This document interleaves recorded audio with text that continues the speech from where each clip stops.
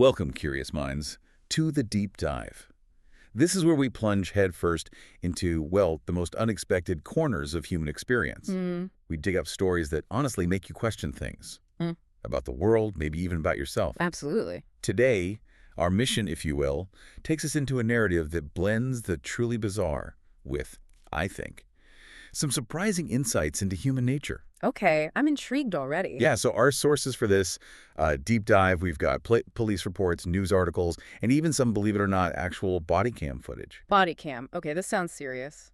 Or maybe just weird. Oh, it's definitely weird. You kind of have to see it to believe it. We're going to be dissecting a story that unfolds somewhere. Yeah. Well, somewhere many of you will instantly recognize. Right. It's a place that holds this peculiar spot in American culture, doesn't it? Like a sacred temple of childhood, but maybe a bit sticky. Huh. Yeah, sticky is a good word for it. We're talking lukewarm pizza, maybe questionable hygiene, and those, let's be real, slightly soul-crushing animatronics. Oh, I know exactly where you're going with this. Yep, you guessed it. We are diving into a truly wild incident at Chuck E. Cheese. Ah, Chuck E. Cheese. Wow, just the name. It brings back memories, doesn't it? Or maybe triggers something. It really does evoke a reaction. Yeah, for a lot of people, it's probably nostalgia, right? Childhood birthdays, that kind of sugar-fueled chaos. Totally. But for others, and I gotta admit, I probably fall into this camp, it always felt a bit like the belly of the beast. Belly of the beast. I like that. Or maybe just a corporate fever dream, you know? That sticky carpet, I can almost feel it now. Well, And yeah. the sensory overload is real.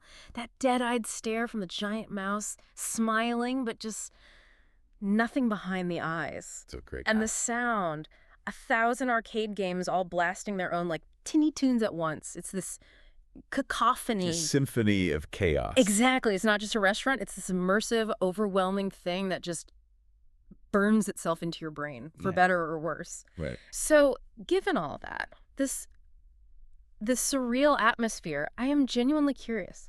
What kind of truly bizarre story could possibly happen there, amidst the ball pits and the ticket counters and that faint smell of old pepperoni and maybe desperation? Huh. Well, buckle up, because here's where it gets really interesting and, honestly, kind of astonishing. Okay. Because the crime we're about to unpack, it wasn't committed against Chuck E. Cheese, like someone robbing the place or something. Oh, okay. That's not what I expected. No. The crime was committed by Chuck E. Cheese. Wait, what? By the mascot? Well, yeah. More accurately, by the man inside the suit. No way. It's a story so bizarre, so perfectly absurd, and the fact that we have police body cam footage, it just elevates it. It's legendary stuff. Okay, you have my full attention now. Body cam of Chuck E. Cheese getting involved in a crime. Committed by Chuck E. Cheese. Okay, let's unpack this. Let's get right into it. Please do. All right, picture this. A perfectly normal afternoon. Well, as normal as it gets at a Chuck E. Cheese in Tallahassee, Florida. Which is already a baseline level of chaos, let's be honest. Exactly. You know the scene. The air's kind of thick. That unique smell, right? Pepperoni, cheese, maybe some stale soda. Mm-hmm. And kid screams. Oh, yeah. Kids screaming, some happy, some less so. Arcade machines beeping and booping nonstop. Maybe that animatronic band trying to play something vaguely recognizable in the background. Total sensory overload. Kids are just running wild. Sugar-fueled, chasing tickets, parents looking overwhelmed, birthday parties happening, presents piled high, sad, deflated balloons everywhere. The usual scene. And right there, in the middle of it all, is the main attraction. Chuck E. Cheese himself, the mascot, out on the floor, doing his thing. Doing his thing. That phrase, it captures it perfectly, doesn't it? It does, right? Because Chuck E.'s thing, it's not exactly like high-energy performance art, is it? It's that slow kind of lumbering walk. Almost existential. Yeah, like a creature who's seen too much, maybe given up a little bit on the whole joyful rodent act. Yep. And the half-hearted high fives with those giant white gloves that kind of flop around and often miss the kid's hand entirely. Adds to the charm, maybe. Or the sadness. And that stare, that 1,000-yard stare you can just feel coming through the mesh eyes of that giant foam head. You really can. You sense the weariness, maybe the profound ennui of the poor soul trapped inside that thing. It's not just a mascot. It's like this silent pantomime of forced fun. Yeah. You wonder what they're thinking. Oh, absolutely. The internal monologue must be wild. And during that shift in that environment, it's kind of a symbol, isn't it, of the unseen struggles hiding beneath the surface. That's deep. But yeah, So he's there doing the job, posing for photos, trying to interact with the kids who are all grabbing at him. The slightly terrifying hugs. Exactly. Just the typical saccharine chaos. Yeah. And then bam, the whole vibe just shifts. How so? The arcade lights seem less cheerful. The noise suddenly sounds different. 2 police officers walk in. Oh, okay. That'll change the mood. Right. Their uniforms, all crisp and dark blue, they just clash completely with the, primary colors and flashing lights everywhere. That stands out. It's not just unusual. It's like this immediate signal. Something serious is up. Something way beyond lost tokens or spilled soda. Okay, so this is where it gets interesting. Because usually cops at Chuck E. Cheese, you figure, what? Lost kid. Right. Maybe a couple of dads getting into it over skee ball scores. Or maybe someone finally reported the ball pit as a biohazard. Could be. But for them to walk right past the parents, past the games, ignore all the usual chaos points, and make a beeline, a straight line for the mascot. Laser focus. That tells you immediately this isn't random. This isn't about some general disturbance. They are specifically there for the mouse. 100%. It feels like a targeted operation, almost. Yes. Surgical amidst all that kid chaos. Like it was personal for them, It really did feel planned. Like they'd been waiting, maybe figuring out the right moment to swoop in and grab their fuzzy suspect. Yeah. It's just the application of law and order to pure whimsy. It's surreal. It absolutely is. A precision strike in a place built for chaos. And the confrontation itself. Wow, it's like something out of a weird dream. Okay, paint the picture. You've got this poor mom and her kid, totally clueless, trying to get that classic Chuck E. Cheese photo op, right? The one for the scrapbook. Yeah, the slightly creepy keepsakes. And one of the officers, with this incredible, almost chilling calm, he just sets between them and the mascot and says to the mom, deadpan, "Chuck E.'s a little bit busy, ma'am." Softly. No, he didn't. He did. "Chuck E.'s a little bit busy, ma'am." Incredulous chuckle.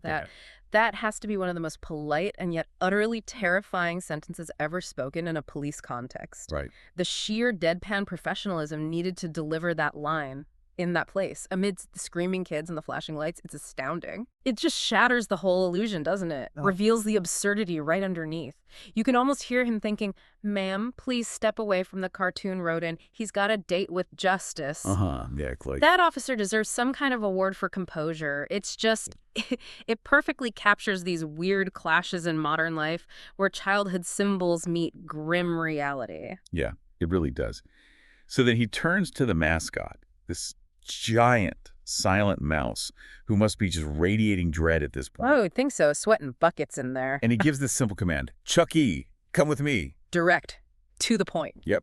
And then just proceeds to place the mascot under arrest. Yeah. Right there. No request, just, "You're coming with me." In the middle of the restaurant, with all the kids watching. In the middle of everything. Amidst the bright colors, the happy shrieks turning confused, the gravity is suddenly very real, even if the situation is just nuts. Oh, the poor kids, you can just imagine their faces, the confusion, their hero being arrested. Yeah, and you mentioned a kid's reaction. On the body cam, you can clearly hear a little kid just go, "Oh no." Oh, man. That's it, isn't it? That's a core memory forming right there. A really weird, maybe slightly traumatic one. Definitely memorable. That's the day little Timmy learned the long arm of the law reaches everyone, even a 6-foot mouse promising pizza and fun. The magic dies hard. Oh, the magic absolutely died for a whole bunch of kids that afternoon. It's a profound disillusionment, really, and it makes you think, right, about the impact of seeing something like that. For sure. What does it do to kids when these symbols of innocence are, well, compromised? When the figure they trust is led away by cops. It's gotta be confusing. It's like a harsh lesson in adult reality served up way too early, like before they've even finished their pizza. It teaches them appearances can be deceiving, facades can hide weird stuff, creates this jarring feeling. Yeah. So you've absolutely got to hear the audio from the body cam footage as they lead him out. It's just, it's mind-bending. Okay, hit me. They're walking him outside. This giant, silent mouse, still got the red cartoon shoes on, the massive white gloves. It's a full uniform. The full uniform, walking slowly, Yeah. like a condemned mascot. And then they put him in handcuffs. They actually handcuffed him. With the giant gloves on. With the giant gloves still on. How does that even work? The logistics. Those gloves are like dinner plates. I know. Do they have special, like, oversized mascot cuffs? You imagine the call to dispatch. Yeah, dispatch, we're going to need the big bracelets. Got a fuzzy resisting glove removal. Big bracelets. I love it. It's just the image, the absurdity of a serious police procedure meeting a giant mouse costume. It's visual comedy gold. And yeah, they cuffed him, gloves and all, total commitment. Wow. And then comes the big moment, the reveal, the unmasking, the carefully take off the giant mouse head. There's this weird reverence to it, taking off this iconic symbol. And they place it gently on the hood of the patrol car.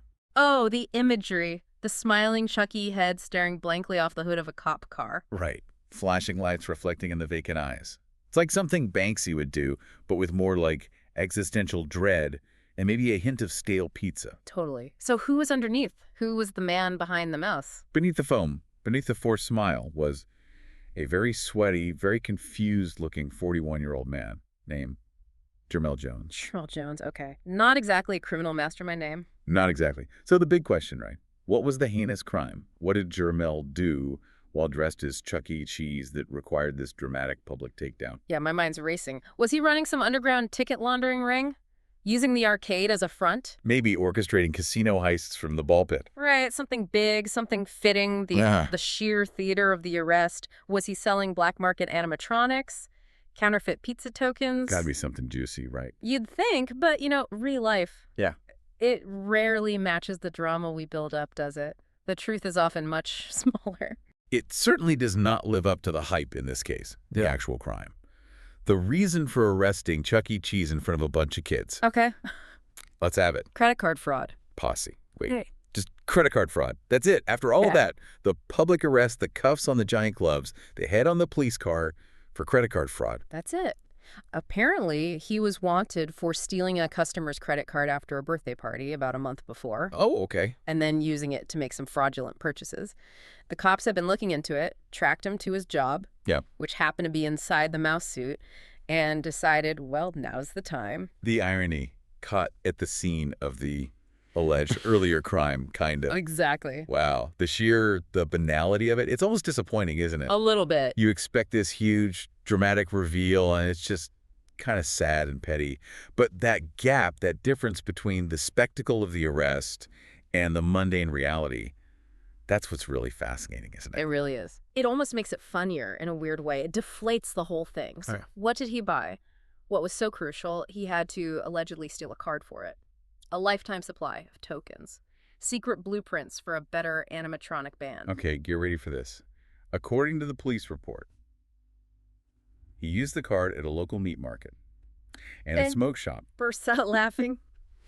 You're kidding me? A meat market and a smoke shop. That's what the report says. This isn't exactly high living, is it? He's not funding a lavish lifestyle here. He's allegedly buying, what? Jerky. A pack of cigarettes, maybe some discount steaks. Probably. That might be the saddest, most pathetic crime imaginable. And it just makes the whole arrest scene, the whole Chuck E. Cheese takedown 1,000 times funnier. It really does. He risked his job, his freedom, maybe his dignity, such as it is inside a mouse suit, for beef sticks and maybe a vape pen. Beef sticks and a vape pen. The height of criminal ambition. It's almost a dark comedy about desperation, right? Contrasted with this incredibly public, humiliating fall. Yeah. So during questioning, Jermell Jones, he initially denies everything. Straight face. Oh, of course. Tells the cops, and this is a direct quote, "The only cards I use is my own Cash App." Chuckles. Chuck E. Cheese uses Cash App. You gotta admire the denial, I guess. The commitment. Right. The digital purity defense. You can just picture it. My transactions are clean. My Cash App is pure. I wonder what his handle was. At Pizza Time Crime. At Token Master Flash. At Pizza Time Crime. Love it. It's just this little detail, right? Trying to sound modern while caught doing old school petty theft. It's perfect. So did the Cash App defense hold up? No. Yeah. Not so much. Police apparently found the stolen card and a matching receipt right there in his pocket. Well, that tends to undermine the Cash App defense somewhat. Just a little. So this whole thing, as weird as it is, it wasn't actually Mr. Jones's first run-in with the law, was it? Yeah. Does his record shed any light on this? That's what I was wondering. Because an arrest like this, so public, it often points to a pattern, not just a one-off bad decision. My guess was maybe, I don't know, loitering in the ball pit after hours. Unauthorized animatronic modifications. Ah, good guesses, but no. Something with a bit more substance, maybe? Something that foreshadowed this. Oh, there's substance. All right. Since 2004, Jermell Jones has racked up a few charges. Okay. Like what? Petit theft, which kind of fits the pattern here. Mm-hmm. But also possession of marijuana, possession of cocaine, trespassing, Mm-hmm. and, wait for it, Oh, boy. a charge for indecent exposure. Long pause, then a choked laugh. Indecent exposure. You are not serious. Completely serious. Oh, okay. So this wasn't his first time getting caught with his pants metaphorically down. Just the first time he was wearing a giant mouse costume when it happened. Pretty much sums it up. Wow. The layers, the dark humor. It's almost too much, but it suddenly makes a horrible kind of sense, doesn't it? It kind of does. That dead-eyed stare through the mesh, that wasn't just boredom. That was maybe the look of a man with a past, a poorly exposed past, ironically, Wow. now wrapped up in this cheerful, completely fake children's entertainer outfit. The juxtaposition, it's just, Right. wow. The guy entertaining kids has a history that includes alleged theft, drugs, and, yeah, indecent exposure. It's something else. It adds this whole other layer, right? Yeah. Simultaneously funnier in a dark way, but also deeply unsettling. Absolutely. The symbol of childhood fun, Mhm. inhabited by someone with that rap sheet, Yeah. it really makes you think about what's under the surface. It absolutely does. And this is where it connects to something bigger, I think. Yeah. This whole bizarre story. It raises real questions about public trust, doesn't it? Especially with the symbols we show kids. Definitely. We project innocence onto these mascots, right? Yeah. We trust them, especially in places like Chuck E. Cheese, which are supposed to be safe zones for kids. Mm-hmm. So when that trust gets broken, even by the person inside the suit, it's not just about that one guy. It kind of chips away at the symbol itself. Yeah, I see that. It creates this little crack in that shared cultural idea of innocence. It's like a confusing first lesson for kids that even friendly faces can hide. Weird or bad stuff. A harsh lesson. Yeah. It's not just about Chuck E. Cheese, the character. It's about who we trust, who we let near our kids, and how easily that trust can be shattered by reality. It shows how fragile that perception of innocence really is. Makes you wonder about background checks. Right. Which brings us to the corporate response. Chuck E. Cheese HQ must have said something. Oh, they did. The standard corporate line. They released a statement saying they were, quote, aware of the arrest and had taken appropriate action. Appropriate action. Ah, the classic non-committal corporate speak. So vague. Totally. What does that even mean in this context? Did they just fire him? Did they hold emergency auditions for a new Chuck E. with a squeaky clean record? Maybe the interview now includes any history of indecent exposure we should know about. Huh. We have a strict pants-on policy here, sir, especially near the skee ball. You'd hope at least it involved rethinking who they put in that suit, right? Given the history. You would hope. So this whole story, Jermell Jones, the arrested mouse, it feels unique, but you're saying it's maybe not that unique. Well, yeah, it turns out the world of mascots is surprisingly weird and maybe a bit lawless. Really? Like a magnet for strange crime. It kind of seems that way sometimes. Jermell Jones isn't the only costumed character to get into trouble. There's something about the anonymity, maybe. Yeah, the suit is a shield. Exactly. Take a case from 2006 involving a mascot named Reedy Rippet. Reedy Riffit. Seriously, they named him that. They did, Reedy Rippet. It almost feels like they were asking for trouble with a name like that, right? It really does. Like, I make bad choices, possibly involving tearing things. Yeah. So what did Reedy do? Reedy was the mascot for the Greenville Drive, a minor league baseball team, a giant frog. Okay, family fun at the ballpark. Supposedly. But during a game, a woman reported that the man inside the Reedy Rippet costume grabbed her breast while she was in a stairwell. Oh, wow. Okay, that's not hijinks. That's serious. Absolutely serious. And the costume was central, right? It provided the anonymity, the cover for the alleged assault. How do you identify your attacker beyond the giant frog? That's terrifying. It really points to that idea, the anonymity of the suit being intoxicating. You put on the foam head, the big feet. Yeah. Suddenly you're not you anymore. You're a character. Right. And for some people, maybe that hidden identity feels liberating in a really dark way, like they can get away with things. Yeah, that makes a disturbing kind of sense, like they're invisible. Exactly. Free from normal rules and accountability. You become the frog who commits assault. Or the mouse who commits credit card fraud. It's that psychological shift. De-individuation, they call it. You lose your sense of self in the disguise. De-individuation. Okay. Yeah. That's a chilling way to think about mascots. It can be. But hey, it's not always dark. Sometimes it's just dumb. Okay, give me a lighter one, please. All right, all right. On a much lighter note, Buc-ee's, you know Buc-ee's, the giant Texas gas stations. Oh, yeah, the beaver. Legendary. Legendary beaver. Well, a few years back, 3 teenagers apparently broke into a Buc-ee's. Okay. And what did they steal? Not cash, not snacks. They stole the head of the Buc-ee's beaver costume. Laughing. Just the head. That's amazing. Just the head. Now, that is more like wholesome mascot crime, right? That's just dumb teenager stuff. It's hijinks. What were they thinking? Exactly. It's the kind of story you tell later and laugh about. Totally different league from the other stuff. It's mascot minor leagues. Harmless, mostly. So how'd they get caught with a giant beaver head? That's kind of conspicuous. Ah, well. Modern technology meets teenage brains. They posed for photos wearing the beaver head. No. Yes. And then naturally, they posted the pictures online. Oh, kids today? So the police just shared those pictures on social media like, anyone know these guys wearing our stolen beaver head?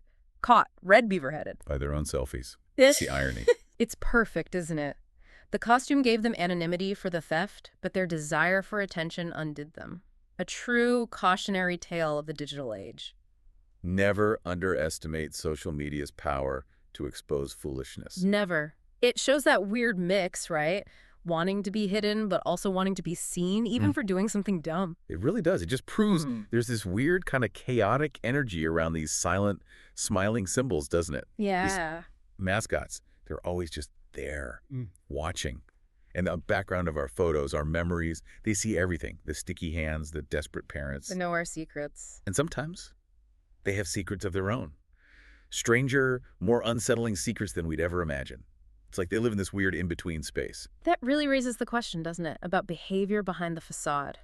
Does the costume lower inhibitions, create distance from responsibility? Seems like it might. We talked about de-individuation, but maybe there's also performance involved. You put on the suit, you're acting, maybe that gives you license to explore other sides of yourself. And think about it. Mascots are kind of the perfect criminals, in a way. How so? Who's going to pick one out of a lineup? Yes, officer, that's him. The beaver with the vacant stare. I'd know those buck teeth anywhere. True. The description would be hilarious. The anonymity, the absurdity, the permission they have to interact with strangers. It's like a perfect storm for someone with issues. Or just a mischievous streak. It's this weird intersection of psychology, performance, and corporate branding. Hidden in plain sight. Exactly. Yeah. A canvas for the best and sometimes the worst impulses. Okay, so let's bring this all back. Let's recap this wild deep dive. Let's try. We had Jimmel Jones, the man inside the Chuck E. Cheese suit, arrested mid-shift in front of kids for not a massive heist, but plain old credit card fraud, allegedly to buy jerky and smokes. The banality. And the kicker, a prior record including indecent exposure. The gift that keeps on giving. Then we saw, okay, this isn't totally isolated. Mascot crime is a thing. From serious stuff like Reedy Rippet to the just plain dumb, like the Buc-ee's beaver head theft. Which was kind of great. Yeah. It paints a weird picture of the mascot world. It really is the perfect crime story, though, isn't it? This Chuck E. Cheese one. How so? It got everything. A beloved childhood icon brought low, a crime that's both pathetic and kind of hilarious, and this dark, twisted backstory that just adds layers. It is memorable. It's like a furry, felt-covered tragedy that somehow perfectly captures the weird, chaotic energy of right now. That mix of the sacred and the profane, the innocent and the deeply, deeply weird. That's a good way to put it. It sticks with you, right? Because it's absurd, but also because it reveals something about, you know, what happens when anonymity meets performance. It's definitely unforgettable. And maybe a weird lesson about appearances and trust. Indeed. And maybe. Yeah. Here's a final thought for you, our listener, to chew on. Okay. Never, ever fully trust a man in a giant mouse suit. Good advice. He seems friendly, right? Offers pizza, games, poses for photos. But maybe, just maybe, he's also using your credit card for discount steaks and cheap cigars. Always a possibility now, I guess. And as Jimmel Jones reminds us, he might just have a warrant out for showing people his personal mousetrap. The cheerful facade can hide a lot. Size, half-lapping. Okay, expert. That is a truly horrifying image to leave us with, but unforgettable. Just saying. All right, that's all the time we have for this deep dive. Thanks for joining us on this exploration into the world's hidden oddities. Keep exploring the strange stuff out there. Until next time.